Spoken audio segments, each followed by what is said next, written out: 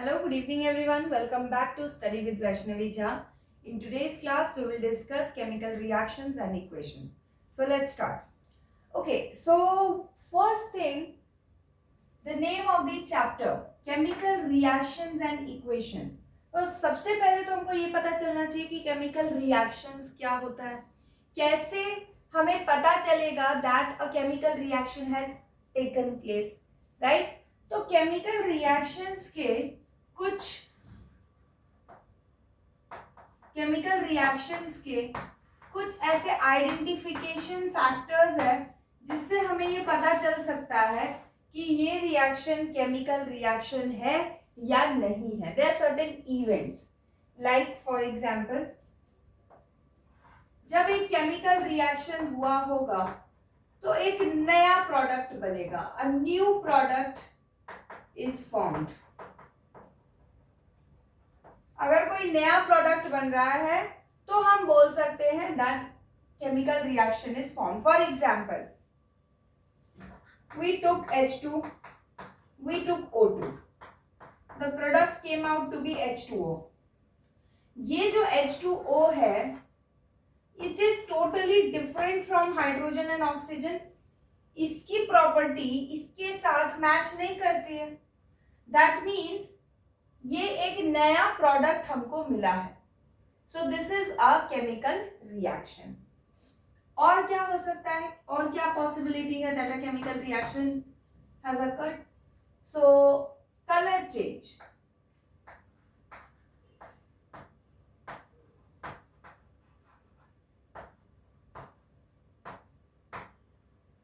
Change of colour में take place. Colour बदल सकता है. कलर कैसे? एग्जाम्पल, एक रिएक्शन है, आप पढ़ेंगे अभी आगे चल के, FeSO4 जो कि ग्रीन कलर का होता है, एक्चुअली में पेल ग्रीन कलर का, but when you heat it you get a white coloured product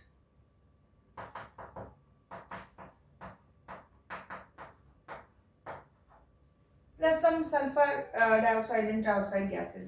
So basically यहाँ पे आपको जो ये green colour turned into white और ये इसको और हीट करेंगे ज्यादा देर तक तो ये रेडिश ब्राउन कलर का हो जाता है. So ये जो चेंज है कलर में, अगर कलर चेंज हुआ है then also we can say that a chemical reaction has occurred. Okay, और क्या हो सकता है? A gas is liberated.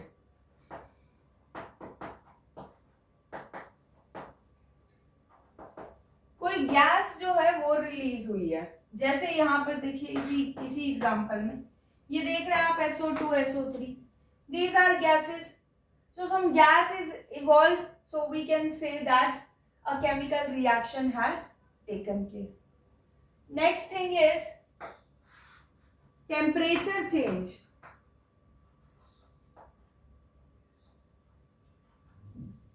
Temperature change हो सकता है. इधर ठंडा हो जाएगा वेसल जिसके अंदर रिएक्शन हो रहा है और गर्म हो जाएगा वेसल जिसमें रिएक्शन हो रहा है. So in either case the temperature change has taken place. So we can say that the reaction is a chemical reaction. इसका example CaO plus H2O product CaOH2 plus heat. So वो vessel जिसमें ये reaction होता है वो vessel गर्म हो जाता है. You can feel the hot temperature of the vessel. So here temperature change has taken place. So we can say that chemical reaction है. और आपको एग्जाम्पल वाइज सारी चीजें जो है वो मालूम होनी चाहिए. Example is very much important. So इसको आप लोग जरा स्क्रीनशॉट ले लीजिए.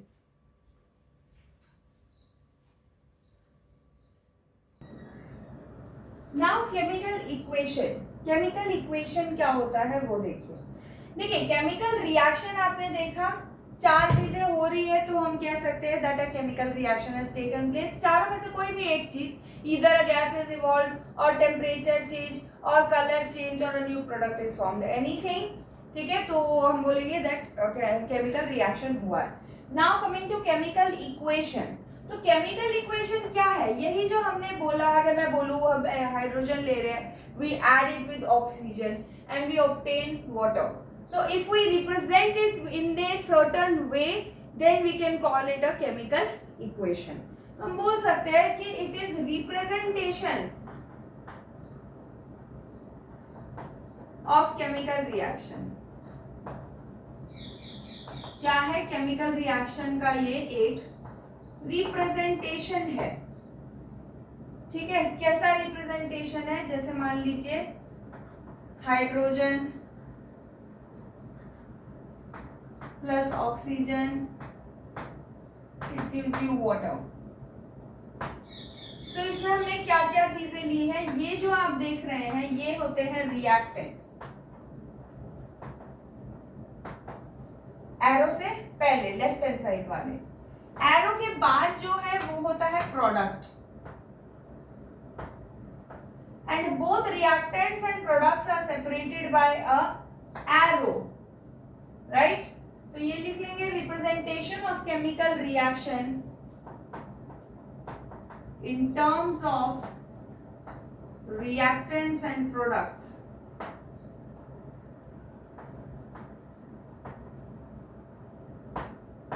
is called chemical equation. और ये हो गया उसका एग्जाम्पल. और एक बात लिखेंगे that reactants and products are separated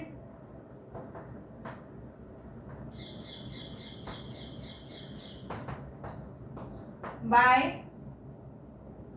an arrow. हो गया,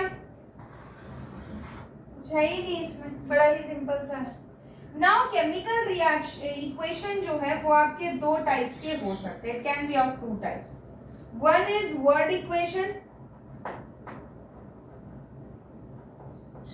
and another is symbol equation. नाम से आपको पता चल ही गया होगा.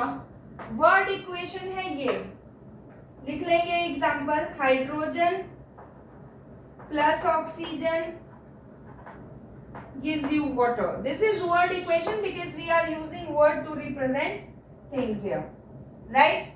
और यहाँ पे symbols यूज किए जाते हैं, जैसे H2 plus O2 product is H2O. This is a chemical equation in which terms? Symbolic terms, right?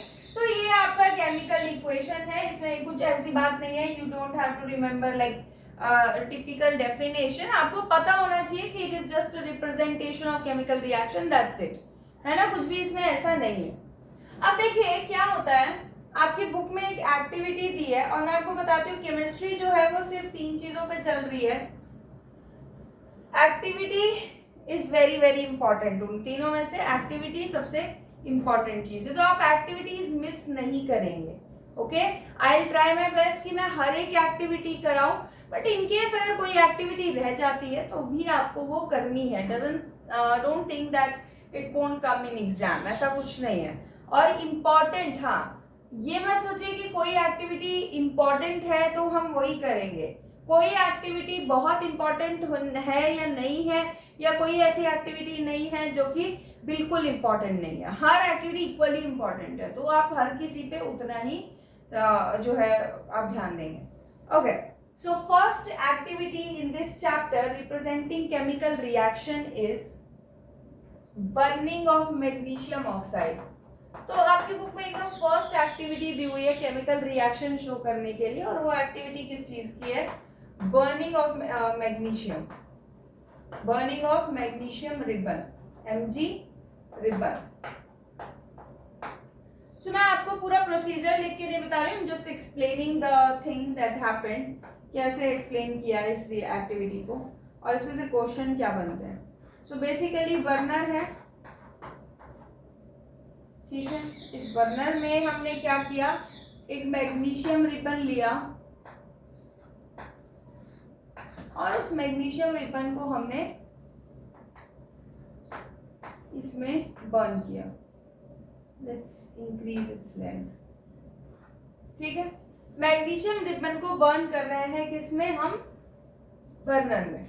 तो this is basically Mg ribbon and this is the burner, ये हमारा बर्नर है। जब हमने इसको बर्न किया तो हमें व्हाइट कलर का ऐश मिला, व्हाइट ऐश। और ये जो व्हाइट ऐश को आप सब समझते ही होंगे, जलने के बाद जो राख होती है दैट इज ऐश। तो व्हाइट कलर का हमको ऐश मिला and that white ash is what, ये क्या है। तो इसके लिए हमें एक्टिविटी मिली, आई मीन रिएक्शन है, magnesium plus oxygen, we get the product magnesium oxide MgO। See अभी हम जितनी भी रिएक्शंस लिख रहे हैं वो अनबैलेंस्ड है। बैलेंस्ड क्या होता है, अनबैलेंस्ड क्या होता है, ये आगे आपको समझ में आएगा। तो just put a small question mark over here and leave it, उसको छोड़ दो आप।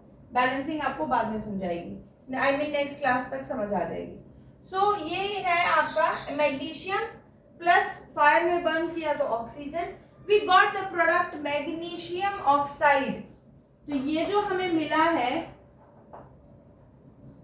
ये क्या मिला है, मैग्नीशियम ऑक्साइड मिला है। ये किस कलर का है, ये व्हाइट कलर का है।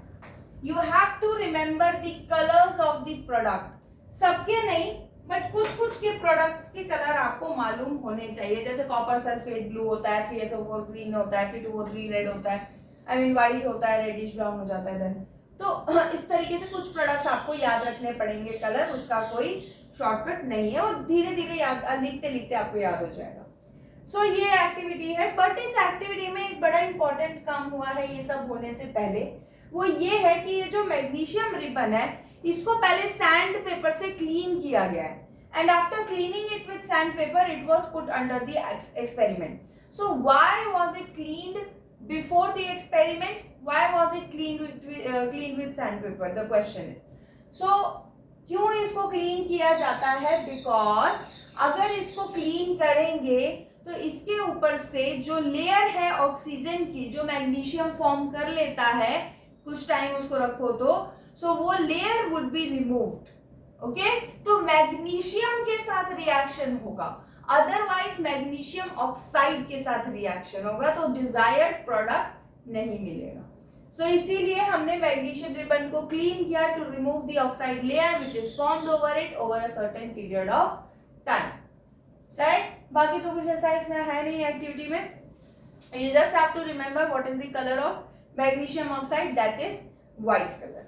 Okay, so take a screenshot of it. Okay, so this is it for today's class and in the next class we will move ahead towards balancing के क्वेश्चंस देखेंगे हम। और जितना मैंने समझाया, अगर आपको समझ आया है तो मेरे चैनल को लाइक शेयर सब्सक्राइब जरूर करें and do not forget to hit the bell icon. Till then see you soon, till then take care, bye bye.